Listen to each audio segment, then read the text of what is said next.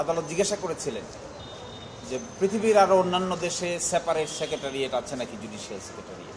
আমরা আজকে দেখিয়েছি পৃথিবীর অনেক দেশেই সেপারেট জুডিশিয়াল সেক্রেটারিয়েট আছে। শ্রীলঙ্কায় আছে, সিঙ্গাপুরে আছে, কেনিয়ায় আছে, নেপালে আছে, আফ্রিকান অনেক কান্ট্রিতে আছে, ফ্রান্সে আছে, থাইল্যান্ডে আছে, এবং এর সবগুলো নজির আমরা আদালতে আজকে তুলে ধরেছি কিভাবে সেপারেট সেক্রেটারিয়েট প্রতিষ্ঠা করে তারা বিচার বিভাগীয় স্বাধীনতাকে নিশ্চিত করে।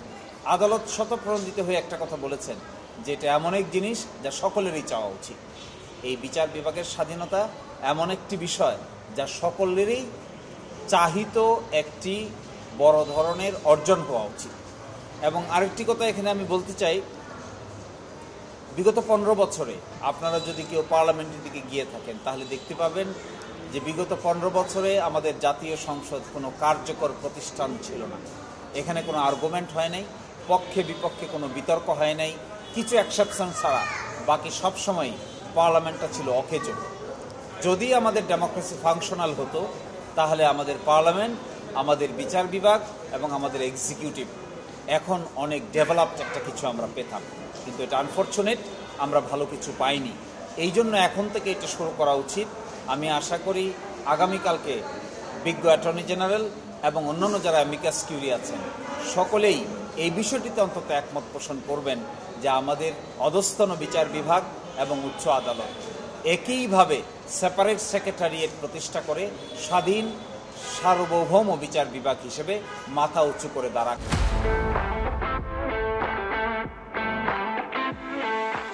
এটি সকলেরই চাহিদা এবং সকলেরই একটি আকাঙ্ক্ষিত প্রত্যাশা হবে বলে আমার কাছে মনে হয়। ষোড়শ সংশোধনীর রায় নিয়ে আমরা বলেছি যে ষোড়শ সংশোধনীর রায়ে বিচার বিভাগের স্বাধীনতা সবচেয়ে বেশি আলোচিত হয়েছে। এখানে মাননীয় প্রধান বিচারপতি সহ তৎকালীন আপিল বিভাগ এক বাক্যে বলেছেন, যদি 116 মূল যে 116 ছিল, অর্থাৎ সুপ্রিম কোর্টের উপর অধস্তন বিচারকদের বদলি এবং ছুটি, তাদের ডিসিপ্লিন এবং তাদের পদোন্নতি যদি ন্যস্ত করা হয়, এই পজিশনে যদি আমরা ফিরে যেতে চাই, ফিরে যেতে পারি, তবেই বিচার বিভাগের প্রকৃত স্বাধীনতা নিশ্চিত হবে। যদি আমরা এটা ফিরে যেতে না পারি তাহলে বিচার বিভাগের স্বাধীনতা একটি কাঙ্ক্ষিত জিনিস থাকবে, কিন্তু বাস্তবে অর্জন করা সম্ভব হবে না। ষোড়শ সংশোধনীর মামলায় আমাদের সুপ্রিম কোর্ট এই সিদ্ধান্তে উপনীত হয়েছে যে আমাদের পক্ষে আর্গুমেন্ট অলমোস্ট শেষ। একটি প্রশ্ন শুধু আদালত করেছেন, যার জবাব আমরা আগামীকালকে দিব। এছাড়া আগামীকালকে বাংলাদেশের বিজ্ঞ অ্যাটর্নি জেনারেল তার বক্তব্য উপস্থাপন করবেন।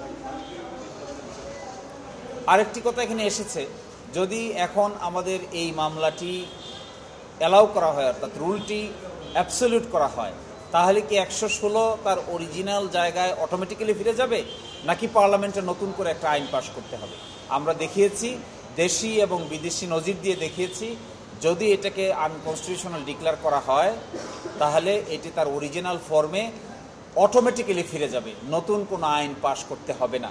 আর যদি অটোমেটিক্যালি ফিরে যায় তাহলে সাথে সাথেই সেপারেট বিচার বিভাগীয় সচিবালয় প্রতিষ্ঠা করা যাবে এবং তাতে আর কোনো আইনি বাধা থাকবে না।